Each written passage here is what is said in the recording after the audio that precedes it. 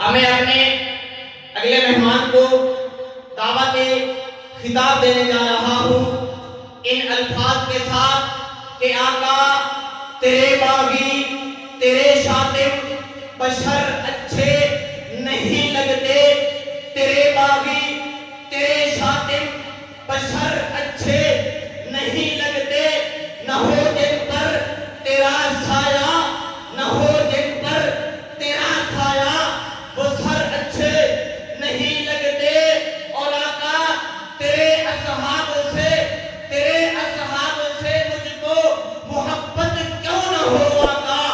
کسے اونچے گھنے ٹھنڈے شجر اچھے نہیں لگتے۔ میں دعوت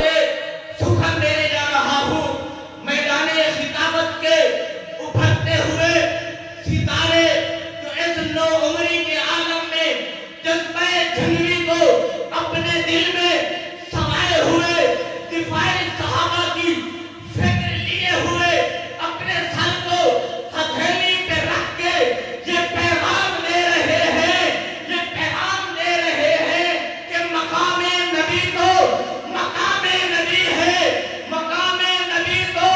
مقام نبی ہے، صحابہ کی خاطر بھی ہم جان دیں گے، ہتھیلی پہ سر کو لیے پھر رہے ہیں، امانت ہے ان کی بسد شان دے گے۔ جی ہاں، میدان خطابت کے ابھرتے ہوئے ستارے جو کفر کی آنکھوں میں آنکھیں ڈال کر یہ اعلان کر رہے ہیں، یہ اعلان کر رہے ہیں کہ مقتل سے اپنی یاری ہے، ہر دار پرانا لگتا ہے، صدیوں سے ٹکنا سیکھا ہے،